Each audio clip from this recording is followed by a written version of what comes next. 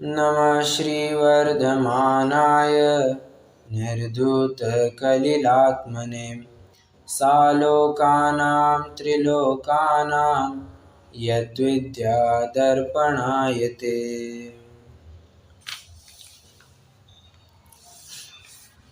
आत्मानुशासन का 36 नंबर का श्लोक मिलता है।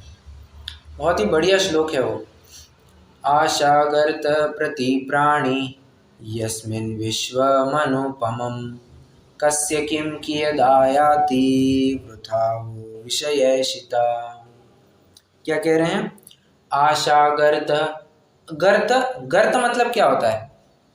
गर्त माने क्या? करेक्ट। ये शब्द हमने कहाँ देखा है वैसे? हमने एक जगह पे देखा है।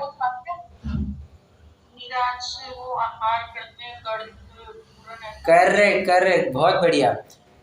मुनिराज 5 प्रकार से आहार लेते हैं, तो एक पद्धति बताई थी गर्त पूरण वाली। बहुत अच्छा। गर्त माने गड्ढा। तो आशा गर्त प्रति प्राणी, आशा रूपी गड्ढा ये प्रति प्राणी प्रत्येक व्यक्ति के पाया जाता है। यस्मिन् विश्वमनुपमम्, परंतु वो गड्ढा कैसा है? यस्मिन मतलब जिसमें पूरा विश्व ही अणु समान दिखने लगता है। विश्वम अनुपमम, पूरा विश्व ही अणु के समान दिखने लगता है, इतना छोटा होता है, इतना बड़ा गड्ढा है वो। कस्य किम कियदायाति वृथा वो विषयेशिता, परंतु आप एक व्यक्ति की अपेक्षा थोड़ी नहीं विचार कर सकते हैं। यहाँ जितने भी जीव है सभी का आशा रूपी गड्ढा है, और सभी के गड्ढों में पूरा लोक अणु के समान दिखता है। आप फिर स्वयं विचार करना कि लोक है एक ही, उस एक लोक का कितना हिस्सा किस किस को जाएगा, ये आप स्वयं विचार करके देखिए।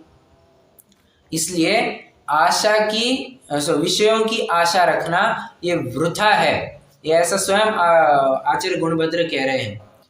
आशा का गड्ढा इतना बड़ा है। कल भी अपनी चर्चा वही आ रही थी कि वांट्स आर अनलिमिटेड, उसकी सीमा ही नहीं हो सकती है।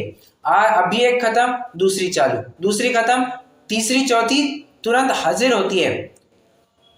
हाँ, कई सारे उदाहरण दिए जाते हैं। क्यों साहब नया फ़ोन लिया? कौन सा लिया है? साहब अभी सैमसंग का फ़ोन लिया है। थोड़ा बेसिक से चालू करते हैं। कौन सा लिया है? MI का मोबाइल ले लिया साहब। अच्छा ठीक है, बहुत अच्छा बहुत अच्छा। अब अगला मोबाइल लेना मुझे वीवो का लेना है। अरे भले आदमी, आया है रेडमी का फ़ोन, उसको तो भोगता है नहीं और अगले मोबाइल का विचार करता है। अच्छा, कभी जाकर के उसने वीवो का फ़ोन ले लिया, उसके बाद में वो विचार क्या करता है?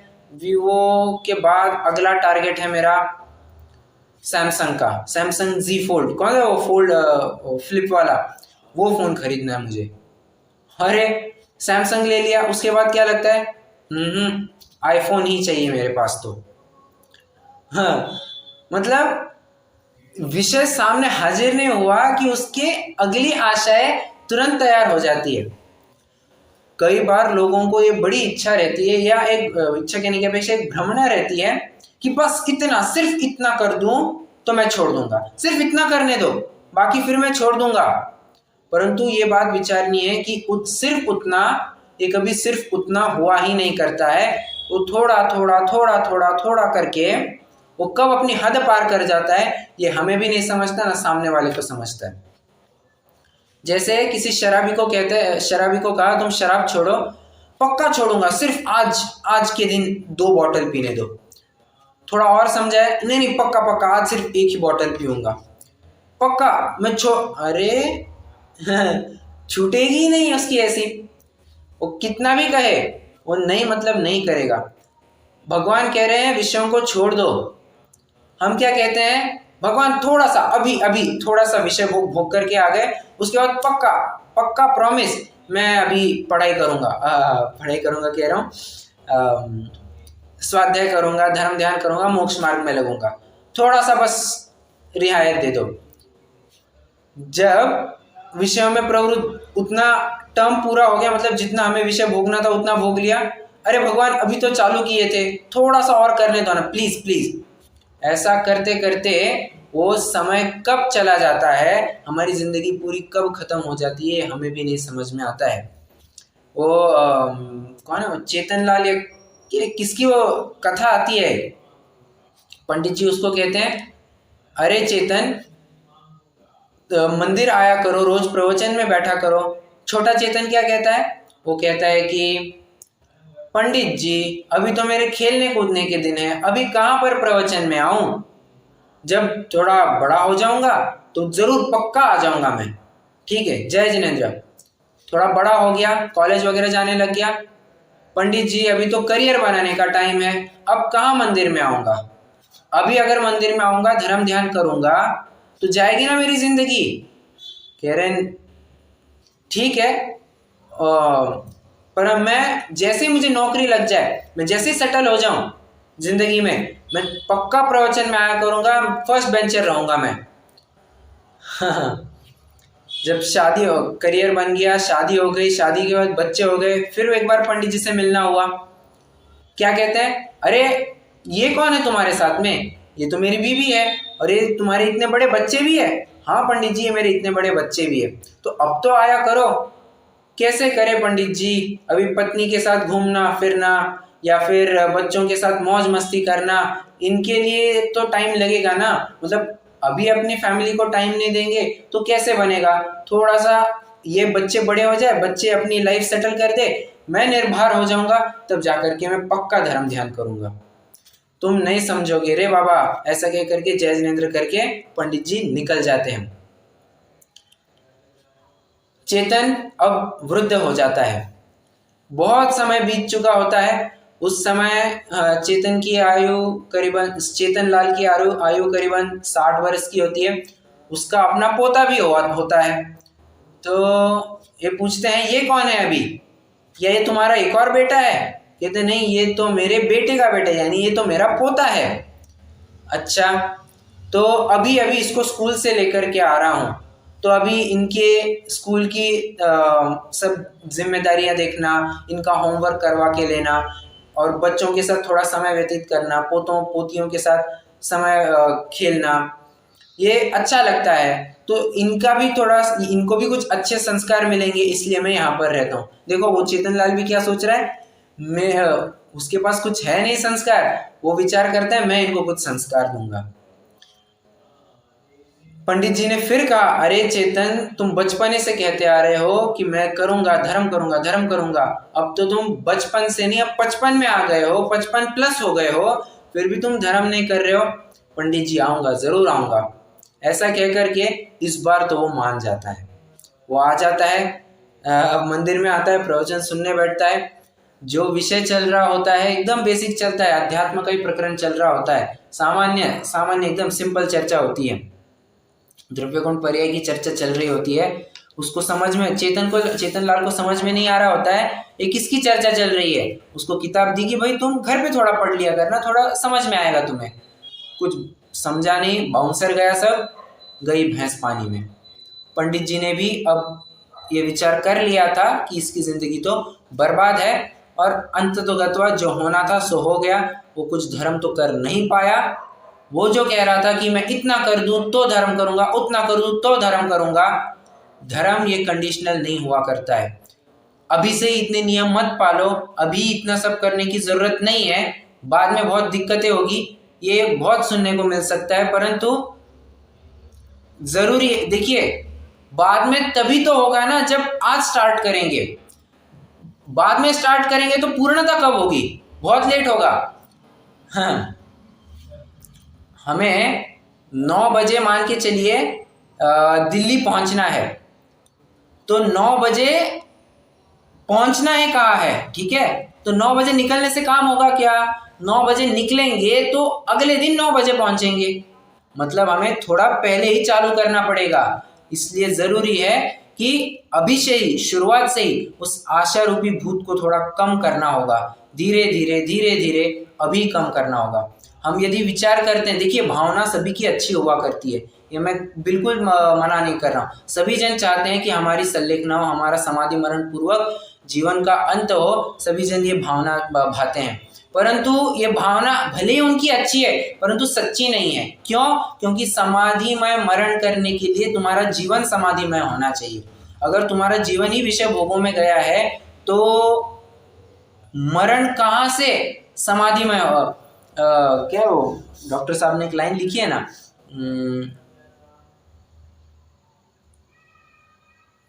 समाधिमय जीव, वो मैं रिकलेक्ट नहीं कर पा रहा हूँ, परंतु उन्होंने लिखा है कि समाधिमय मरण करने उसी का हो पाएगा जब जीवन हो समाधिमय। ठीक है, मैं इतना सब कुछ क्यों कह रहा हूँ? इन आशाओं के पीछे, उन इच्छाओं के पीछे हम थोड़ी सी इच्छा कभी पूरी नहीं होती है। ये आशा का गड्ढा इतना बड़ा हुआ करता है। आप इसमें जो भी डालो, मानो पावक में घी डाला, क्या क्या है बोले,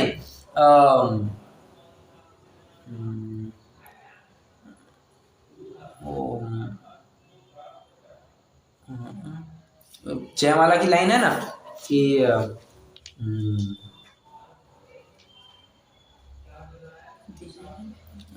ठीक है, मानो पावक में, ये मतलब मैं विषय में प्रवृत्ति कर रहा था, हाँ, तेरे चरणों की नहीं,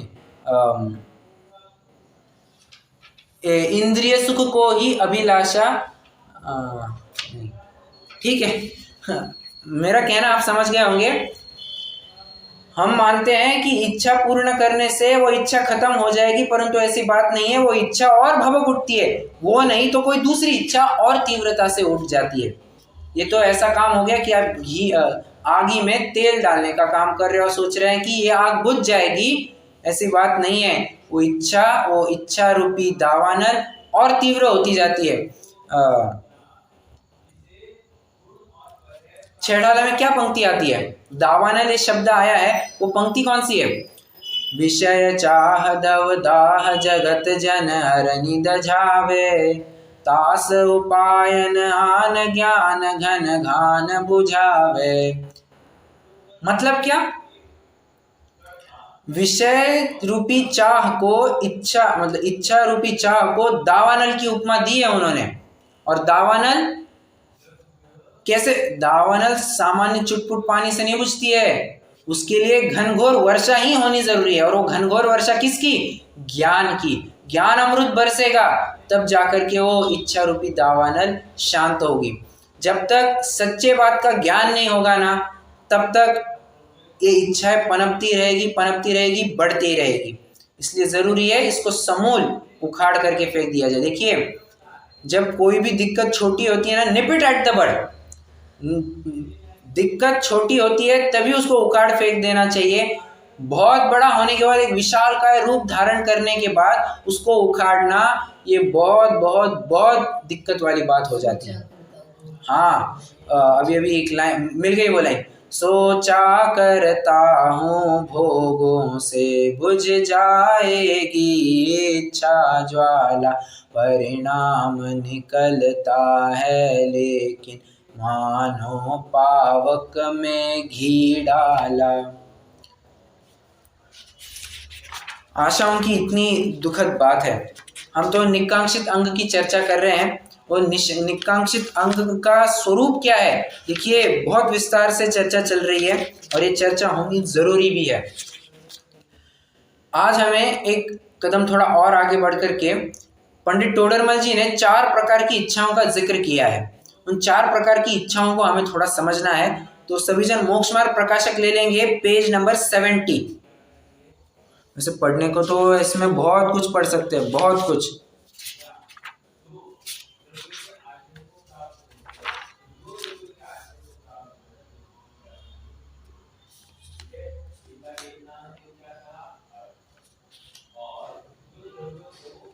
आ गए सभी जन?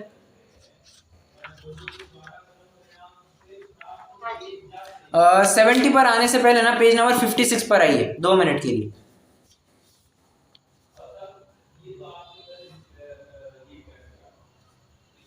पेज नंबर 56 पर आइए 2 मिनट। वहां पर सेकंड पैराग्राफ है, यदि इनकी सिद्धि हो, इनकी मतलब किसकी? कषाय की, ठीक है, कषाय नो कषाय। तो कषाय का उपशमन होने से दुख दूर हो जाए, सुखी हो, परंतु उनकी सिद्धि इनके किए उपायों के अधीन नहीं है, भवितव्य के अधीन है। क्योंकि अनेक उपाय करते देखते हैं परंतु सिद्धि नहीं होती। कोई लाख चाहे कि मुझे बच्चा हो जाए, अरे चाहने से कुछ होता है क्या? जब तक तुम्हारी योग्यता नहीं होगी तब तक बच्चा नहीं होगा। लाख चाहे मुझे पैसा मिल जाए, पुरुषार्थ भी करता है पैसा कमाने का, परंतु जब तक नसीब में नहीं होता है तब तक कुछ नहीं मिल सकता है। इसके लिए अपने मूल श्लोक में क्या शब्द आया है, रत्नाकर श्रावकाचार्य के 12वें श्लोक में क्या शब्द मिला है इसके लिए, इस स्पष्टीकरण के लिए? भवितव्य के अधीन है, इसके लिए क्या शब्द मिलता है? करेक्ट, कर्म परवशे। कर्म कहिए या फिलहाल के लिए भवितव्य कहिए, कोई दिक्कत नहीं है। तथा उपाय होना भी अपने अधीन नहीं है, भवितव्य के अधीन है, क्योंकि अनेक उपाय करने का विचार करता है और एक भी उपाय नहीं होता देखते हैं। कहने की बात इतनी है कि होना ना होना यह सब भवितव्यता के अधीन है। पुरुषार्थ करने के बावजूद भी कार्य की सिद्धि नहीं हो सकती है, ये बात कितनी दफे देखी जाती है, कितनी बार। अरे कौन वो अपना लाइट जिन्होंने इन्वेंट की, नाम भी भूल गया मैं, एडिसन ने कहते हैं 18,000 बार वो अलग अलग परम्यूटेशन कॉम्बिनेशन कर करके वो लाइट ट्यूब बल्ब जलाने की कोशिश की थी, और 18,000वें बारी में उनको सफलता मिली थी। प्रश्न है मेरा, वे इतनी प्रयास कर रहे थे, कार्य हो जाना चाहिए था ना? इतना 17,999 प्रयास किए, कार्य हो जाना चाहिए था। कह रहे नहीं, कुर्यात् सा भवितव्यता गतवती तत्तत्र यद् रोचते। जो भवितव्यता को रुचता है कार्य वैसा ही होता है जैसा मंजूर है भवितव्य होता है। मंजूर है खुदा नहीं कह रहा हूं मैं, मंजूर है भवितव्य होता है। जो भवितव्य जैसी मतलब कहने की बात मेरी इतनी है कि इच्छा करना तथा इच्छा के उपाय करना, ये दोनों भी भवितव्य के अधीन है। दो बातें कह रहा हूं मैं, इच्छा और इच्छा के उपाय दोनों भी भवितव्य के अधीन है। हमारे किए कुछ नहीं हो सकते हैं, शांत है। ओके, अब आ जाइए पेज नंबर 70 पर।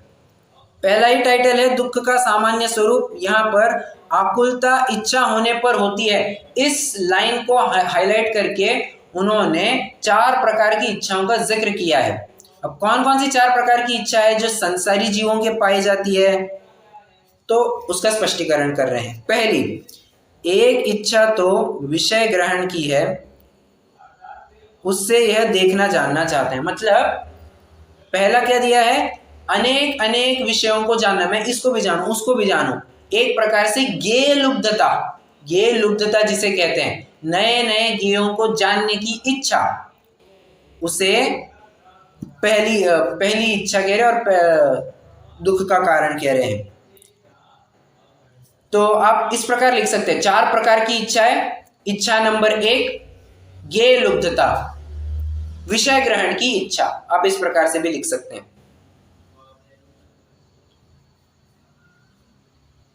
पहला क्या लिखेंगे, इच्छा नंबर 1 विषय ग्रहण की इच्छा या गेय लुब्धता।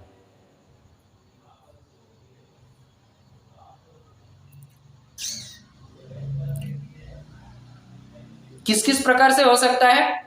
अरे पांचों इंद्रिय, गेय कोई सिर्फ नेत्रेंद्रिय गोचर थोड़ी ना हुआ करते हैं, या नेत्रेंद्रिय के विषय थोड़ी ना हुआ करते हैं। गेय ये तो पांचों क्या 6 इंद्रियों के विषय हुआ सकते हैं। 6 इंद्रिय, 6वां इंद्रिय कौन सा है?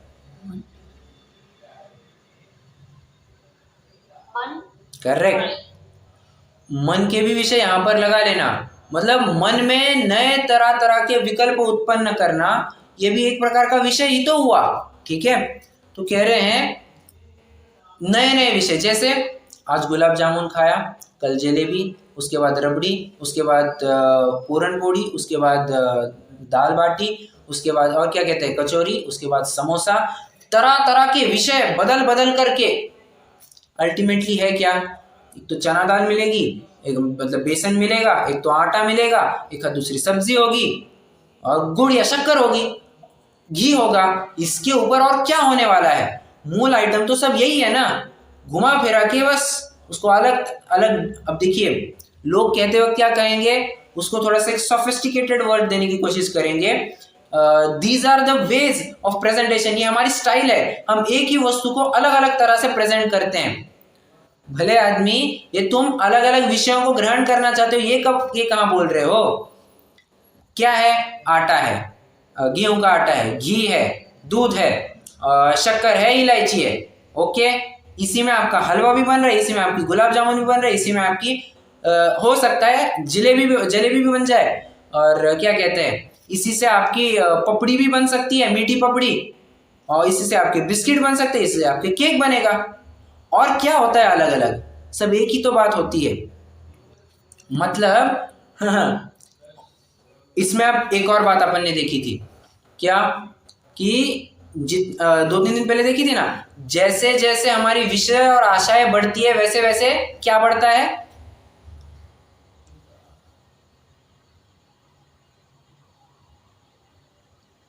जो जो आशाएं और विषय बढ़ते हैं त्यों त्यों दुख बढ़ता है। करेक्ट। और रत्नाकर शावकाचार्य में शब्द देखे थे हमने कुछ, तृष्णा ठीक है।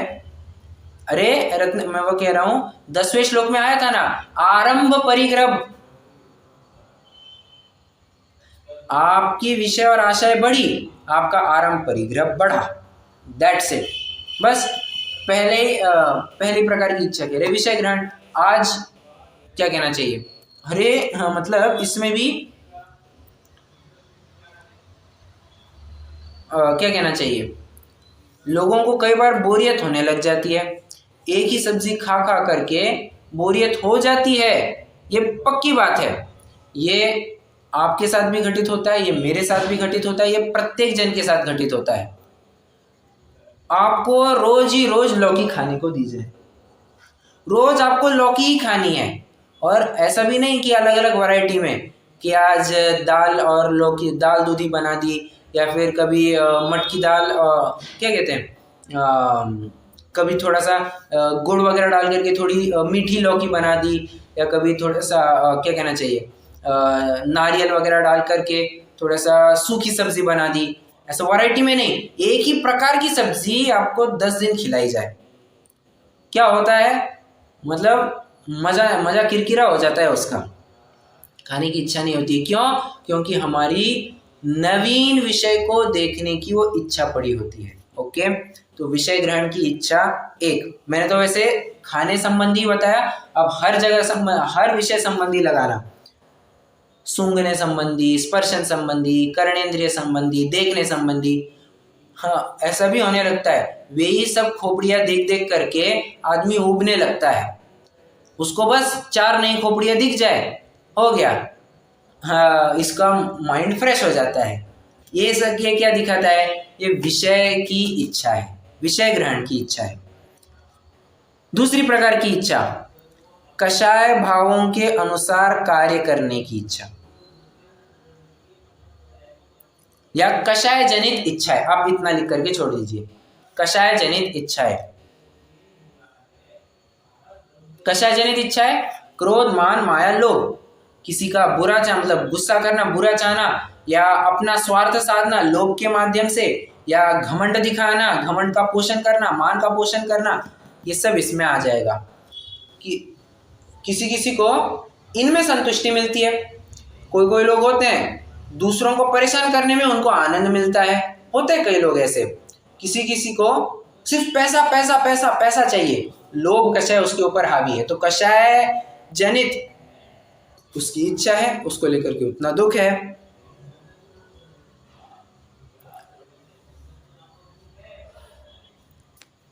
हाँ हाँ, अब ये जो पहली दो प्रकार की इच्छाएं बताई, ये दो प्रकार की इच्छाएं ऐसी है कि जब तक वो हमारी कशाय शांत ना हो या सामने वाला विषय हमें मिले ना, मान के चलिए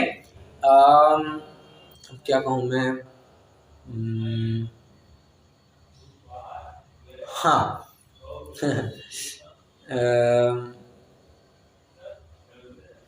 मान के चलिए हमें नई गाड़ी परचेज, नई व्हीकल परचेज करनी है। अब आप कहेंगे भैया जी को आज इतनी गाड़ियाँ क्यों ध्यान में आ रही है? सच हमें वही उदाहरण आ रहा है, ठीक है। नई गाड़ी खरीद, हमारी पुरानी गाड़ी अब डब्बी हो गई है, कहते हैं ना खटारा हो गई है, अब चल नहीं रही है, ठीक है। वही गाड़ी देख देख करके मैंने जैसे कहा कि उबन होने लगती है, मन भर जाता है, अब उब चुका है मन, ये गाड़ी पे अब नहीं बैठा जाएगा, ये गाड़ी ज़्यादा नहीं चलाई जाएगी, ओके। तो होता क्या है, जब तक नई गाड़ी ना दिखे, भले ही सेकेंड हैंड ही क्यों ना हो, जब तक सेकेंड हैंड गाड़ी भी नई प्रकार से मतलब हमारे सामने ना आए, तब तक वो चैन नहीं पड़ती है, महाव्याकुल होता है। यहाँ शब्द क्या लिखा है, परंतु जब तक देखता जानता नहीं है तब तक महाव्याकुल रहता है। बहुत जबरदस्त बात कह दी है।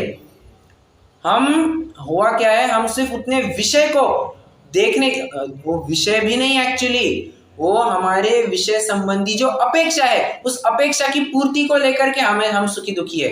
वस्तु को लेकर के हम सुखी दुखी बिल्कुल भी नहीं है। जैसा मैं कह रहा हूँ, वस्तु के संबंधी जो हमारी अपेक्षा है, जो लगाव है, उसको लेकर के, उसकी हीनाधिकता को लेकर के हमें कम ज्यादा सुख दुख होता है, बराबर। तो ये तो विषय ग्रहण की बात हुई। अब कषाय भाव, जब तक मैं किसी का बुरा करूं ना, जब तक मैं उसको एक खींच के चाटा लगाऊं ना, होता है किसी किसी को। अब मेरे साथ भी ऐसे हुआ था, मैं 8वीं कक्षा में था, तो मतलब बहुत टाइम हो गया उसको, 7-8 साल आराम से हो गए। उस टाइम पे ना एक लड़का था, ज़्यादा हमारी पहचान भी नहीं थी, परंतु वो फिजूल का ही मुझे बार बार चिढ़ा रहा था और मैं उसके साथ बिल्कुल मुंह नहीं लग रहा था। परंतु बहुत टाइम हो गया, वो मुझे चिढ़ा रहा था। एक दिन मैंने ठान लिया, अब कल ये मुझे चिढ़ाएगा, इसको एक सीधा कान के नीचे बजा के रख दूंगा। अब अगले दिन मैं तब तक अगले दिन की राह देख रहा था, कब अगला दिन हो गया वो मुझे चिढ़ा और मैं उसके कान के नीचे लगा दूं। अब हुआ क्या, उसके जब तक मैं उसको मारूंगा, उसको पीटूंगा, उसके, और जब तक मैं कह रहा हूं, मैंने ठान लिया कि मैं उसको मारूंगा और मैंने उसको मारा, इन दो एक्टिविटीज के बीच में जितना काल गया ना, तब तक वो महाव्याकुल होता है। क्यों? क्योंकि वो कषाय उसकी शांत नहीं हुई है। अब भी हाल उसके सामने वो व्यक्ति आ जाए, एक कान के नीचे लगा करके उसको शांत कर, अपनी कषाय शांत कर सकता है। कहने की बात इतनी है, वो कषाय को लेकर के भी, कषाय जनित भी उसकी इच्छा होती है। अब ये मत पूछना अगले दिन मारा या नहीं मारा। ओके, तीसरी बात, तीसरी प्रकार की इच्छा, पाप के उदय जनित, मतलब शरीर में कोई रोग उत्पन्न हुआ है या फिर किसी भी प्रकार का अनिष्ट संयोग हुआ है अथवा किसी प्रकार का इष्ट वियोग हुआ है, इष्ट वियोगज, अनिष्ट संयोगज, या फिर किसी शरीर में कुछ व्याधि हो गई है, इस प्रकार से जब पाप का उदय आया है तब तो उसमें संक्लेश करना ये आपत्तियां दूर हो जाए, ये पाप का उदय दूर हो जाए, ऐसी जो इच्छा बनी रहती है, अरे हे भगवान जल्दी से अब ये रोग दूर हो जाए, जल्दी से रोग दूर हो जाए, हे भगवान हे भगवान। तो ये जो चल रहा है ना, ये पाप के उदय जनित या पाप के उदय को हटाने की इच्छा है। नाम क्या लिखेंगे? तीसरी इच्छा, पाप के उदय को हटाने की इच्छा।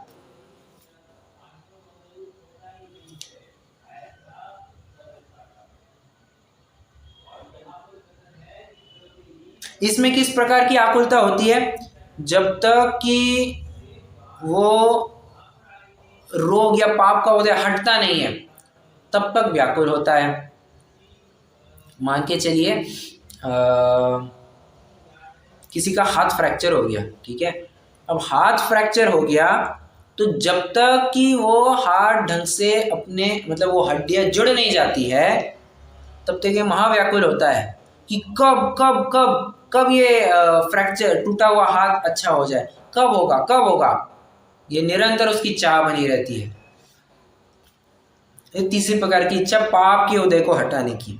और चौथी इच्छा है पुण्य के उदय को बनाए रखने की। क्या कहा?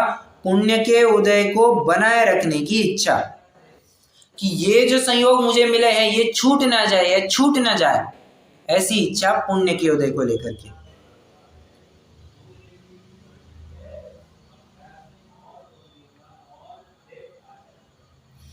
कितने जनों को ये 4 प्रकार की इच्छाएं समझ में आई? ओके। इच्छा संबंधी कोई भी प्रकरण हो, आपको किसी के साथ चर्चा करनी है, कुछ भी करना है, आप ये पेज नंबर याद करना, रट लेना, कुछ भी करना, पर ये पेज नंबर मत भूलना। पंडित जी साहब ने एकदम समस्त प्रकार की इच्छाओं को 4 भागों में विभाजित करके दिखा दिया है। 1, नवीन विषय जानने की या फिर ज्ञेय लुब्धता। 2, कषाय जनित। 3, पाप के उदय को दूर करने की। 4, पुण्य के उदय को, या पुण्य के उदय में जो संयोग मिले हैं, जो वस्तुएं मिली है, उन सबको रिटेन करे रखने की, बनाए रखने की इच्छा, ये पुण्य उदय जनित। ठीक है।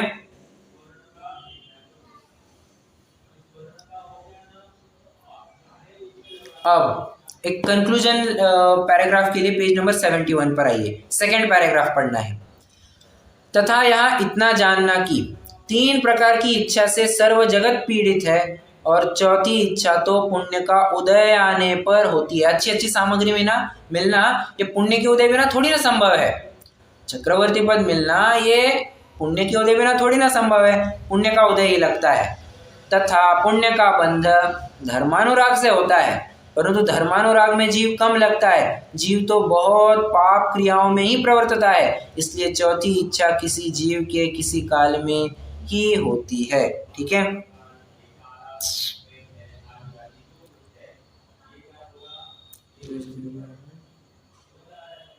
ठीक है। ये भी एक लाइन, मतलब ये भी एक पैराग्राफ हो गया। एक थोड़ा अगले पैराग्राफ की लास्ट लाइन पढ़ लीजिए। इसलिए सुखी दुखी होना इच्छा के अनुसार जानना बाह्य कारण के अधीन नहीं है। ठीक है। जब मैं वही तो मैं बार बार रिपीट करवा रहा हूं, दुख या सुख किसी वस्तु को लेकर के नहीं हुआ करता, उस वस्तु संबंधी अपने अटैचमेंट को लेकर हुआ करता है। तो ये तो था इच्छा का पूरा स्वरूप जो मुझे एक्सप्लेन करना था। और सम्यक दृष्टि जीव की किसी प्रकार की कोई इच्छा, आकांक्षा, अपेक्षा, आशा, एक्सपेक्टेशन कुछ नहीं रहा करती है, कुछ नहीं। क्यों?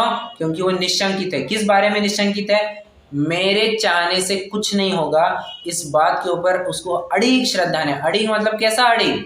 तलवार पर चढ़े पानी के भांति।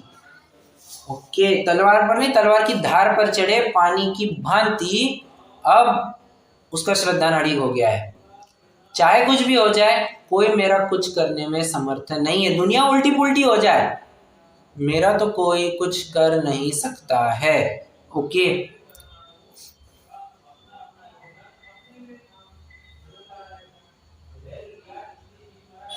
चलिए,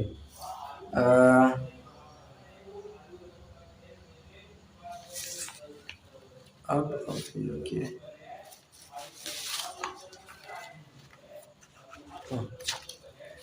ठीक है। तो अपन ने अभी ये निकांक्षित अंग का भी स्वरूप देख लिया है। वैसे चालू करने को निर्विचिकित्सा चिकित्सा भी कर सकते हैं, परंतु मुझे लगता है बेहतर रहेगा अपन कल ही इसको चालू करें। अभी के लिए कोई प्रश्न हो तो जरूर पूछ सकते हैं।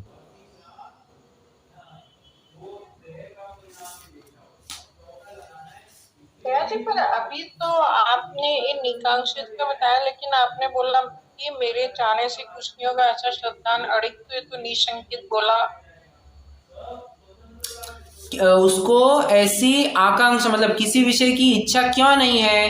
क्योंकि उसको ये श्रद्धान हो चुका है। हाँ, जिसको, देखिए मैं कह रहा हूं, जिसको दृढ़ विश्वास हो गया है कि मेरे चाहने से कुछ नहीं होगा या मेरे मांगने से कुछ नहीं होगा, क्या वो किसी विषय की आशा रखेगा? कि आपको पता चल गया कि सामने वाले से हमें कुछ नहीं मिलने वाला है, सामने वाले के सामने हम बहुत माथामारी कर रहे हैं, फिर भी सामने वाला 1 रुपया नहीं दे रहा है हमें, तो आप उससे अपेक्षा बनाए रखेंगे, उससे अपेक्षा छोड़ देंगे। बैंक वाला क्या करता है?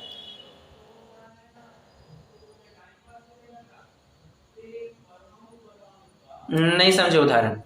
बैंक वाला अपने कर्जदार को बार बार फोन करके कहता है कि बाबा तुम्हारी किस्त भर दो, तुम्हारे पैसे भर दो, तुम्हारा लोन पेंडिंग है, आउटस्टैंडिंग है, बार बार स्टेटमेंट भेज रहा है, हर तरह की कोशिशें कर रहा है, परंतु सामने वाला नहीं ही माने, तो बैंक वाला अभी भी अपेक्षा बनाए रखेगा कि इससे पैसा मुझे आ सकता है, या फिर वो छोड़ देगा? छोड़ देगा। बराबर छोड़ देगा। उसी प्रकार सम्यक दृष्टि को भी अब निर्णय हो गया है कि मैं पर वस्तु से हमेशा सुख मांगने जाता था, परंतु वो तो मुझे सुख सदा ही त्याज्य रे पश्चात जिसके दुख भरा, मैं तो इसी हालत में फंस जाता था। मैं चाहता सुख था परंतु मुझे अल्टीमेटली मिलता दुख था। जो मुझे रिक्वायर्ड था वो मुझे मिला नहीं, तो क्या मैं उस पर वस्तु से सुख की अपेक्षा रखूंगा? नहीं रखूंगा। हो गया है निकांक्षित अंग।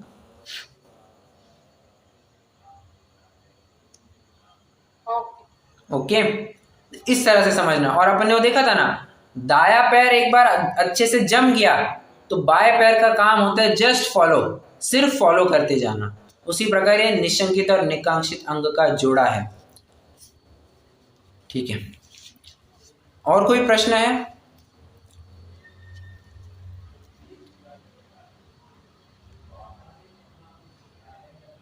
नहीं, तो अभी अपन रुक सकते हैं, अपन जिनवाणी स्तुति करेंगे।